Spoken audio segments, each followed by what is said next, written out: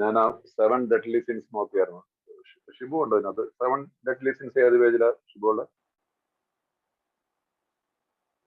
7 മാരക പാപങ്ങൾ. 7 deadly since ഏത് പേജിലുള്ള? ബുക്കിലോ? ആ ബിഗ് ബുക്കിലാണ് അത്. ഞാൻ പെട്ടെന്ന് ഞാൻ ഇന്ന് ഇട്ട് വെച്ചിരുന്നു.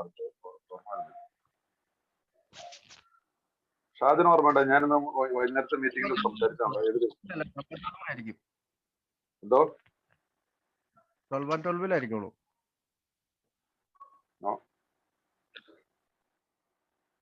നോക്കട്ടെ. ഷാജനുണ്ടോ അതിനകത്ത്? ഷാജന് ഞാൻ ഇപ്പൊ വൈകുന്നേരം ബിഗ് ബുക്ക് സ്റ്റഡിയിൽ ഞാൻ സംസാരിച്ചാൽ അതെ സാറ് പേജ് നമ്പർ മറന്നുപോയി. ഞാൻ അന്നേരം അണ്ടർലൈൻ ചെയ്തായിരുന്നു, പക്ഷെ പേജ് നമ്പർ ബിഗ് ബുക്കിലല്ലേ? ആ ബിഗ് ബുക്കിലാണോ ഓർമ്മ? സാറ് ബിഗ് ബുക്കിലാണ് സാറേ. അതെ അതെ അതെ അതെ.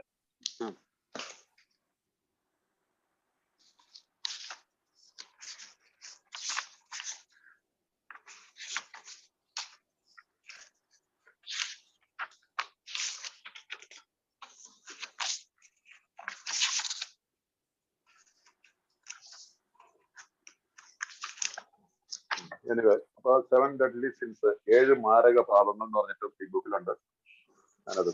ഞാനത് ഇപ്പൊ എടുത്തു വെച്ചാൽ ഇപ്പൊ 2 മണിക്കൂർ മുമ്പ് ഒരു മീറ്റിംഗിൽ അതിനെക്കുറിച്ച് സംസാരിച്ച ബിഗ് ബുക്കിൽ നിന്ന് കോട്ട് ചെയ്തിട്ടുണ്ട്. അത് ഓർമ്മ വരുന്നു. അതിനകത്ത് എന്താണ്? Lust, anger, greed, gluttony, envy, sloth, ഇത്രയാണ്. പ്രൈഡ് മുതൽ അഹങ്കാരം. ലസ്റ്റ് എന്ന് പറഞ്ഞാൽ നമുക്കറിയാം അമിതമായിട്ടുള്ള ഒരു സെക്സിനോട് ബന്ധപ്പെട്ടിട്ടാണ് സാധാരണ ഇതിലുള്ള ഒരു വ്യാമോഹം എന്നൊക്കെ പറയും. അല്ലെങ്കിൽ എന്താ മലയാളത്തിൽ പറയുന്നത്, എല്ലാവർക്കും മനസ്സിലാവുന്ന കാര്യമാണ്. ഒരു സെക്സിനാണ് കൂടുതലെന്ന് പറയാറില്ല. എന്തിനോടും അമിതമായിട്ടുള്ള ആഗ്രഹം എന്തിനോടും ഏത് പേജ് 48 അത് പറയുന്നുണ്ട്. ബിഗ് ബുക്കിലല്ലേ? 12 പേജ് 48 ബിഗ് ബുക്കിലുണ്ടോന്ന് ഞാൻ ശ്രദ്ധിച്ചിട്ടില്ല, പക്ഷെ 48 പറയുന്നുണ്ട്. പേജ് 48 12. അത് കുഴപ്പമില്ല. ഞാനിവിടെ മടക്കി വെച്ചാൽ ഹൈലൈറ്റ് ചെയ്ത് വെച്ചിട്ടുണ്ട്. 7 മാരകഭാവം എന്നറിയപ്പെടുന്ന അഹങ്കാരം, അത്യാഗ്രഹം, കാമം, കോപം, ആർത്തി, അസൂയ, അലസത. ഇത് നിങ്ങളൊന്ന് നോട്ട് ചെയ്ത് വെച്ചേക്കാം. എന്തായാലേ ഈ 7 മാരക പാപങ്ങളാണ് നമുക്ക് ഇതിനകത്ത് വർക്ക് ചെയ്യേണ്ടത്. ഈ ഡെയിലി ബേസിസിൽ ദിനം പ്രതി എന്റെ ജീവിതത്തിലേക്ക് വരാൻ പറ്റുന്ന മാരകഭാവം. അതിന്റെ ഇംഗ്ലീഷാണ് ഞാൻ വായിച്ചു കേൾപ്പിച്ചത്. വർക്ക്ഷീറ്റിനോ ഫിലിപ്പ് സാറിന്റെ ഇതിനകത്തുള്ള വർക്ക്ഷീറ്റിന് എടുത്താണ്. അത് എല്ലായിടത്തും ഉള്ളതാണ്, പല ബുക്കുകളിലും ഉള്ളതാണ്. Pride, lust, anger, greed, gluttony, envy and sloth. ഈ 7 മാരക പാപങ്ങൾ ദിനം പ്രതി എന്നെ എന്റെ ജീവിതത്തിൽ തലപൊക്കും. ഞാൻ ചിലപ്പോൾ അതിനകത്ത് പെട്ടുപോകും. ഞാൻ ഈ 6ഉം 7ഉം പടി എല്ലാം ചെയ്ത് ആണെങ്കിൽ പോലും ഒരു പശ പെട്ടുപോകാൻ സാധ്യത. ഞാൻ അതിനകത്ത് താല്പര്യം കാണിച്ചാൽ അത് എന്റെ ചോയ്സാണ് കാണുന്നത്. പക്ഷെ ഞാൻ എന്തെങ്കിലും കാരണവശാൽ സംഭവിച്ചു പോയ എന്തെങ്കിലും ഒരു തെറ്റ് പറ്റിപ്പോയി കഴിഞ്ഞാൽ നമുക്കത് മനസ്സിൽ പോലും ഒരു ചിന്ത വരികയാണ്. ഇന്നിപ്പോ നമ്മുടെ ഈ ലോകത്തിൽ നമ്മൾ ജീവിക്കുമ്പോൾ വിദേശത്തും ഇന്ത്യയിലും ഒക്കെ ജീവിക്കുന്ന ഒരാളാണ്. ഇന്ത്യയിലും നമ്മുടെ കേരളത്തിലെ പോലും പുറത്തേക്ക് ഇറങ്ങി കഴിഞ്ഞാൽ ചില പിള്ളേരെ കണ്ടാൽ നമുക്ക് തന്നെ നാണാവും. ആ സൈറ്റുള്ള ഉടുപ്പുകളൊക്കെ ഇട്ടിട്ടാണ് പിള്ളേർ നടക്കുന്നത്. നമുക്ക് പെട്ടെന്ന് കണ്ണുമായിട്ട് തോന്നു കഴിഞ്ഞാൽ നോക്കാതിരിക്കും. പക്ഷെ എനിക്ക് അതിനകത്തേക്കുള്ള എനിക്കറിയാം, എന്റെ മനസ്സിന് ഞാൻ അവിടെ എനിക്ക് അതിനകത്തേക്കുള്ള ഒരു ആകർഷകത്വം എനിക്ക് പാടില്ല. എന്റെ മനസ്സിൽ ആ ഒരു തരത്തിൽ കണ്ടുകൂടാ, ഒരു ചെറിയ കണ്ടുകൂടാ.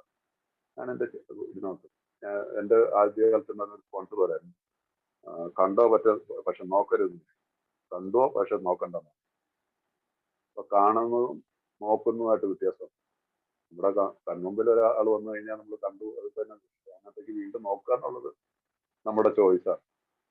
അപ്പൊ ഇങ്ങനെയുള്ള അവസരങ്ങൾ പല കാര്യങ്ങളിലും വരാം. പക്ഷെ അതിനകത്തേക്ക് ഇൻഡൾജ് ചെയ്യേണ്ട. പൈസയുടെ കാര്യത്തിലായിരിക്കും ചിലപ്പോൾ വഞ്ചനാപരമായിട്ട് പൈസ ഉണ്ടാക്കാനായിട്ടുള്ള ഒരു സാധ്യത. ജോലിയൊക്കെ ചെയ്യുന്നവർക്ക് എന്തെങ്കിലുമൊക്കെ തിരിമറി ഉണ്ടാക്കാനായിട്ടുള്ള അവളെ ഒരിക്കലും പിടിക്കപ്പെടുന്നത് പോലും ചെയ്തെന്നറിയാം. നോ, ഇനി എനിക്കത് സാധിക്കില്ല. ഒരാളെ കുറിച്ച് ഗോസിപ്പ് ചെയ്യും, ഒരാളെ കുറിച്ച് ഒരാളുടെ അനോണിമിറ്റി ബ്രേക്ക് ചെയ്യും. ഇതൊക്കെ ഈ ഒരു ഈ 7 ഡെഡ്ലി സിൻസുമായിട്ട് ബന്ധപ്പെട്ടു 7 മാരക പാപങ്ങളിൽ അങ്ങനെ എന്തിനോടുള്ള അമിതമായിട്ടുള്ള അത്യാഗ്രഹം, കോപം. ഇനി അങ്ങോട്ട് കോപത്തിനൊന്നും സാധിക്കില്ല. കോപിക്കുന്നിടത്ത് ജസ്റ്റിഫൈഡ് ആങ്കർ എന്ന് പറഞ്ഞിട്ട് നമുക്ക് പറയണ്ട. അത് ആ എന്താണ് ജസ്റ്റിഫൈഡ് ആങ്കർ എന്നുള്ളത് നമ്മൾ ഈ തലത്തിലെത്തുമ്പോൾ നമുക്ക് തന്നെ മനസ്സിലാവും. ദേഷ്യപ്പെടേണ്ടടുത്ത് നമുക്ക് ദേഷ്യപ്പെടേണ്ടി വരും. പക്ഷെ എന്നാൽ എന്റെ ആ സംസാരത്തിന്റെ രീതിയിൽ വ്യത്യാസമുണ്ട്. ഞാനൊരു ഡിഫറെന്റ് ആയിട്ടുള്ളൊരു ഇതായിരിക്കും. അപ്പൊ പറയേണ്ടവർക്ക് അത് മനസ്സിലാവുകയും ചെയ്യും. ദേഷ്യം പറയും. മുമ്പേ ഞാൻ എടുത്ത വഴിക്ക് ചെറിയ പറയും. ഏറ്റവും കൂടുതൽ അത് വീട്ടിലാണോ ബാധിക്കുന്നത്, പിന്നെ പുറത്തും ഉണ്ടാവും, എവിടെയും. അപ്പൊ നമ്മളൊരു എല്ലാവർക്കും നമ്മളെ ഒരു ശാപം പോലെ നമ്മളെ കാണും. ഇവിടെ ഇനി അങ്ങോട്ടുള്ള യാത്രയിൽ അങ്ങനെയല്ല. അപ്പൊ ഈ 7 മാരക പാപങ്ങൾ ഒരു അനുദിനത്തിൽ നമ്മുടെ ജീവിതത്തിൽ എല്ലാം വരാവുന്നതാണ്. അപ്പൊ ഇതിൽ നിന്നുള്ളൊരു മോചനം നമുക്കുണ്ടാവും. അപ്പൊ അതിനു വേണ്ടിയിട്ടാണ് നമ്മൾ ഈ ഡെയിലി ഇൻവെന്ററി എടുക്കുകയും ഒക്കെ ചെയ്തിട്ട് നമ്മൾ പോകും. അതിനുശേഷം നമ്മളിപ്പോ 10ാമത്തെ പടിയില്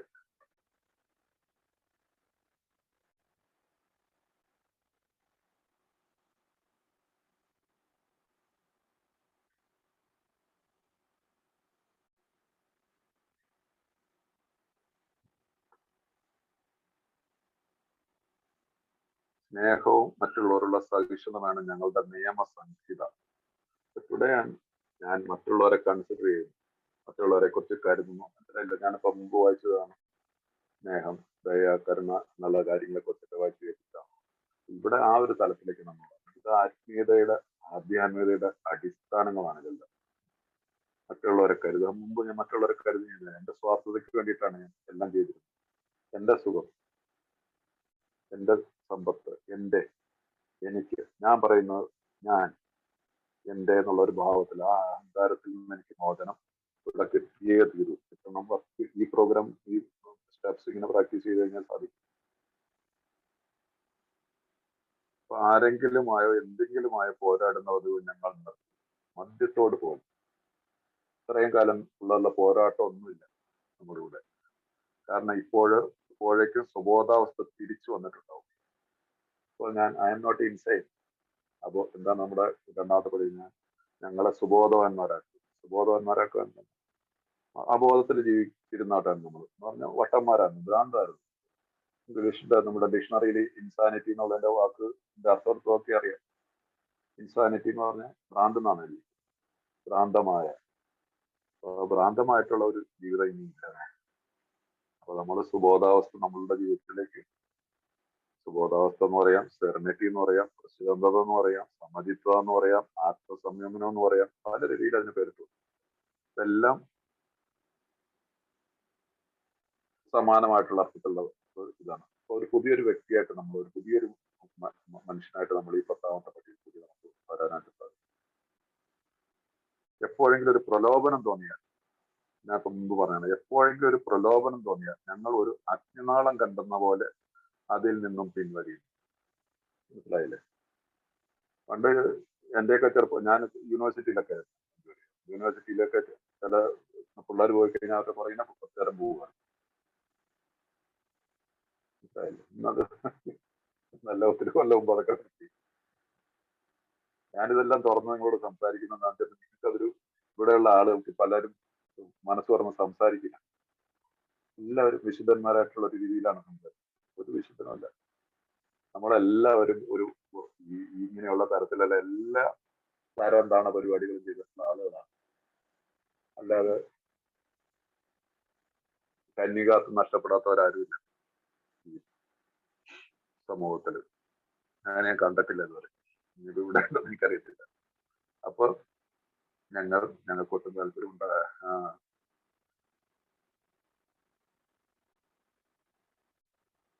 ഒരു അഗ്നിനാളം കണ്ടെന്ന പോലെ അതിൽ നിന്നും പിൻവലിയാണ്. സാധാരണ പോലെ സുബോധത്തോടെ ഞങ്ങൾ പ്രതികരിക്കുന്നു. ഒരു ശരിയായിട്ടുള്ള, ഒരു സുബോധവാനായിട്ടുള്ള ഒരു മനുഷ്യനെ പോലെ ഞാൻ പ്രതികരിക്കുന്നു. ഇത് സ്വാഭാവികമായ രീതിയിൽ സംഭവിക്കുന്ന ഒന്നാണ്.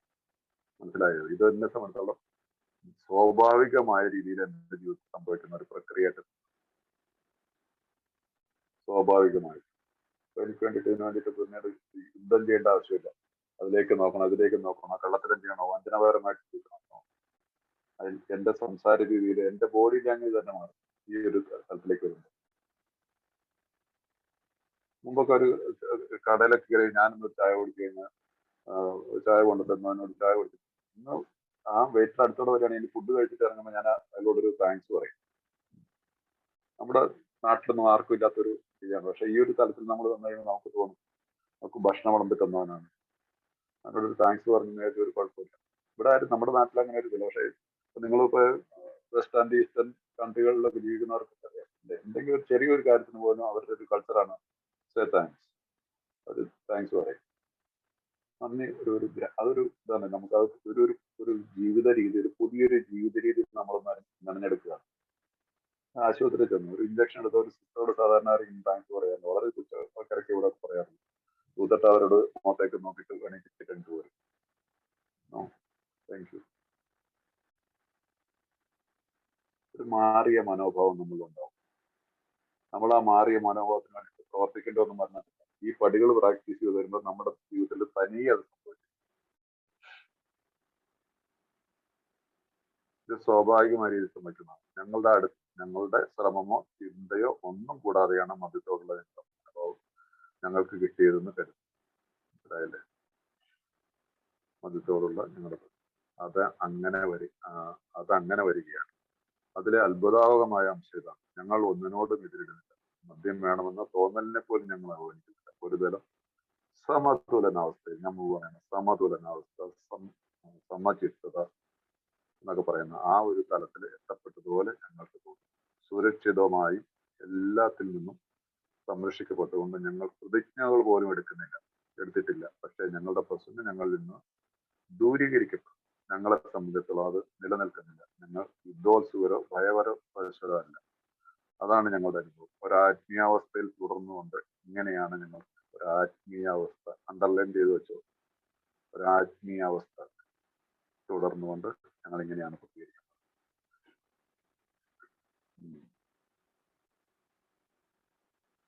വേണ്ട ആത്മീയ പദ്ധതിയുടെ പ്രവർത്തനം ഒഴിക്കൊണ്ട് സുഖമായും മടിഞ്ഞിരിക്കുക വളരെ എളുപ്പമാണ്. അങ്ങനെയാൽ ഞങ്ങൾ കുഴപ്പത്തിലേക്കാണ് പോകുന്നത്.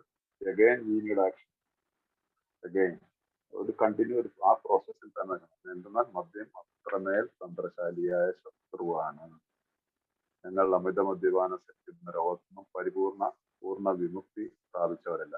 ഞങ്ങൾക്ക് ആകെ കൂടിയുള്ളത് ആത്മീയ സ്ഥിതി നിത്യേന പാലിച്ചുകൊണ്ടുള്ള ഒരു ദൈനംദിന ശാന്തിമാണ്. This is the one day at a time programme എന്നൊക്കെ പറയുന്നത്.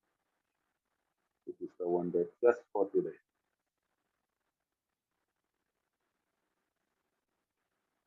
ഞങ്ങളുടെ എല്ലാ പ്രവർത്തനങ്ങളും ഈശ്വരേച്ഛ എന്തെന്ന് കണ്ടറിഞ്ഞു. ഗോഡ്സ് വിൽ എന്താണെന്ന് കണ്ടറിഞ്ഞു അത് നടപ്പിലാക്കേണ്ടതില്ല.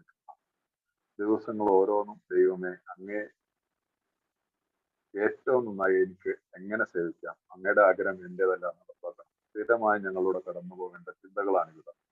ഞങ്ങൾ ആഗ്രഹിക്കുന്ന എല്ലാ കാര്യങ്ങളും നമ്മുടെ സ്വന്തം ഇഷ്ടപ്രകാരം മാത്രമാണ്. സ്വന്തം ഇഷ്ടങ്ങളുടെ ശരിയായ ഉപയോഗ രീതി ഇതാണ്.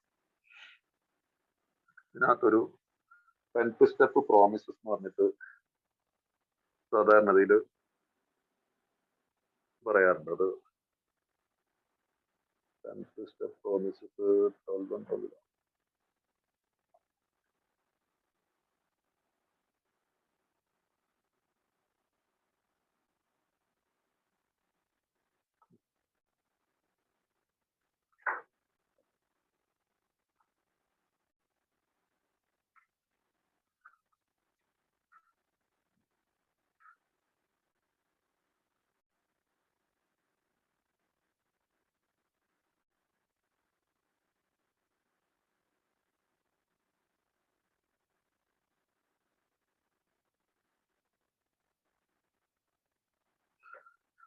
യെസ്, ചില സ്പോൺസർമാർ പറയാറുള്ളതാണ് 10th സ്റ്റെപ്പ് പ്രോമിസസ്. മനസ്സിലായില്ലേ?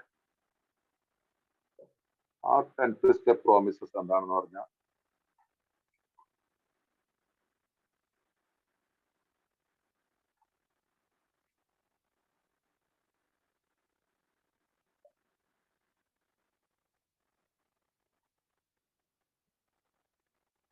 സ്റ്റെപ്പ് പ്രോമിസസ് പറയുന്നത് ഇവിടെ മുതലാണ്. ഞങ്ങൾ ആത്മീയതയുടെ ലോകത്തിലേക്ക് പ്രവേശിക്കുന്നത് 83ാമത്തെ പേജിൽ ധാരണയിലും ഫലപ്രാപ്തിയിലും വളരുക എന്നാണ് ഞങ്ങളുടെ അടുത്ത കർത്തവ്യം. ഇത് ഒറ്റ രാത്രി കൊണ്ട് ചെയ്തു തീർക്കാവുന്ന ഒരു കാര്യമല്ല. ഇത് ഞങ്ങളുടെ ജീവിതകാലം മുഴുവനും തുടരും. സ്വാർത്ഥതയും സത്യമില്ലാതെയും വിദ്വേഷവും ഭയവും നിരീക്ഷിച്ചുകൊണ്ട് ഇത് തുടരും. ഇവയിൽ ഏതെങ്കിലും എപ്പോഴെങ്കിലും തലവെക്കുമ്പോൾ അവർ നീക്കി തരുന്നതിന് വേണ്ടി ഞങ്ങൾ ദൈവത്തോട് പ്രാർത്ഥിക്കും. ആത്മാർത്ഥമായ അടുത്ത ആരോടെങ്കിലും ഞങ്ങളെ പറ്റി ചർച്ച നടത്തും. ഞങ്ങൾ ആരെങ്കിലും ദ്രോഹിച്ചിരുന്നു ഒട്ടും വായിക്കാതെ പരിഹാരം ചെയ്യും. എന്നിട്ട് എനിക്ക് സഹായിക്കാൻ സാധിക്കുന്ന ആരുടെയെങ്കിലും കാര്യത്തിലേക്ക് ചിന്തകൾ ഞാൻ തിരിച്ചുവിടുന്നു. സ്നേഹവും മറ്റുള്ളവരുള്ള സഹിഷ്ണുതയാണ് ഞങ്ങളുടെ നിയമസംഹിത. അപ്പൊ ഇതിന് 10th സ്റ്റെപ്പ് 10 പ്രോമിസസ് എന്ന് പറയാറുണ്ട്. അതിന്റെ അടുത്ത പാരഗ്രാഫിലെ കുറച്ച് വാക്കുകൾ കൊണ്ട് അതിനോട് ചേർത്തിട്ടാണ് and we have ceased fighting anything or anyone. എന്റെ മലയാളത്തിൽ എന്താണ്, ആരോടെങ്കിലോ എന്തെങ്കിലുമായി പോരാടുന്ന പതിവ് ഞങ്ങൾ നിർത്തി മദ്യത്തോട് പോലും. കാരണം ഇപ്പോഴും സുബദാവസ്ഥ തിരിച്ചു വന്നിട്ടുണ്ടാവും. മദ്യത്തിൽ ഞങ്ങൾക്ക് ഒട്ടും താല്പര്യം ഇല്ലാതിരിക്കാനാണ് സാധ്യത. ഇതൊരു പ്രോമിസാണ്. എപ്പോഴെങ്കിലും ഒരു പ്രവൃത്തി തോന്നി ഞങ്ങൾ അത് അജ്ഞാനം കണ്ട പോലെ അതിൽ നിന്ന് പിൻവലിയുന്നു. അപ്പൊ ഈ ഒരു തലത്തിലേക്ക് പ്രോമിസസ് ചില സ്പോൺസേഴ്സ് അല്ലെങ്കിൽ ചില ഓൾ ടൈമേഴ്സ് പറയാറുണ്ട്. ഞാൻ അതൊരു സൂചിപ്പിച്ചു വെച്ചെന്നുള്ളത് നിങ്ങൾക്ക് അത് താല്പര്യം വേണ്ടി നോട്ട് ചെയ്ത് വെച്ചിരുന്ന ഒന്നായി. പിന്നീട് എന്താണ് പറയുന്നത്, ഇതിന് മുമ്പോട്ട് പോയി കഴിഞ്ഞാൽ സർവജ്ഞനും 87ാമത്തെ പേരിൽ സർവശക്തനുമായ ദൈവത്തിൽ നിന്ന് മാർഗദർശനവും പ്രചോദനവും ശക്തിയും ലഭിക്കുന്നതിനോട് ഒരു പാട് പുഴയെ പറഞ്ഞു കഴിഞ്ഞു. ആ മാർഗദർശനങ്ങൾ സൂക്ഷ്മമായി പിന്തുടർന്നിട്ടുണ്ടെങ്കിൽ ഒരു പരിശുദ്ധാത്മാവും നമ്മളിലേക്ക് ഒഴുകി വരുന്നത് അനുഭവിച്ചറിയാൻ കഴിയുന്നു. എന്ത് വലിയൊരു പ്രോമിസ് അത്. ഈ പടികൾ ചെയ്തുകാലുള്ള പ്രയോജനത്തെ പറ്റി ധരിപ്പിച്ചു കളയുന്ന വാക്കുകളിൽ ഇത് സൂക്ഷ്മമായി പിന്തുടർന്നിട്ടുള്ള ഒരു പരിശുദ്ധാത്മാവ് നമ്മളിലേക്ക് ഒഴുകി വരുന്ന അനുഭവിച്ചറിയാം. പരിധിവരെ നാം ദൈവചിന്ത ഉള്ളവരായി. അങ്ങനെ സുപ്രധാനമായ 6ാം ഇന്ദ്രിയം രൂപിച്ചെടുക്കാൻ നമുക്ക് കഴിയും. പക്ഷേ ഇനിയും നമുക്ക് വളരെ മുന്നോട്ട് പോകേണ്ടത് എന്ന് വെച്ചാൽ നമ്മൾ കൂടുതൽ തയ്യാറാകേണ്ടിയിരിക്കുന്നു. ഇനി അതിന് മുമ്പോട്ടുള്ളതാണ് 11ാമത്തെ പടിയെ കുറിച്ചാണ് പറയുന്നത്. അപ്പൊ ഇവിടെ വെച്ചിട്ട് നമ്മൾ വീണ്ടും നമുക്ക് ഇത്രയൊക്കെ തന്നതിന് ശേഷം നമുക്ക് പറയാൻ പരിശുദ്ധാത്മാവ് നമുക്ക് ഒഴുകി വരുന്ന ഇതൊരു പ്രോമിസാണ്. ഓരോ പടികൾക്കും ഒരു പ്രോമിസ് ഉണ്ടെന്ന് ഓർത്തത്. 10th സ്റ്റെപ്പിന്റെ വളരെ ഇമ്പോർട്ടന്റ് ആയിട്ടുള്ള സ്പിരിച്വാലിറ്റിയുടെ ഒരു ഹൈ പീക്കിൽ നിന്നിട്ട് സംസാരിക്കുന്ന ഒരു പടിയാണ് 10ാമത്തെ പടി. അപ്പൊ ഇന്നും ഇവിടെ വെച്ചിട്ട് നമുക്ക് 10ാമത്തെ പടിയെ കുറിച്ച് തീർക്കാം. അടുത്ത ദിവസം 11ാമത്തെ പദവിയിലേക്ക് പോകാമെന്ന് ഞാൻ ഉദ്ദേശിക്കുന്നത്. 10-15 മിനിറ്റ് ഒക്കെ ഉണ്ട്. നിങ്ങൾ ഷെയർ ചെയ്യോ, ചോദ്യങ്ങളോ എന്തെങ്കിലുമൊക്കെ ഉണ്ടെങ്കിൽ പറഞ്ഞു. തൽക്കാലം പഠനം, ഞാനിപ്പോ ഇന്നത്തെ പഠനം ഇവിടെ പഠനമാണോ എന്താണെന്ന് എനിക്കറിയത്തില്ല. എന്റെ അനുഭവങ്ങൾ വെച്ചുകൊണ്ട് ഞാൻ നിങ്ങളോട്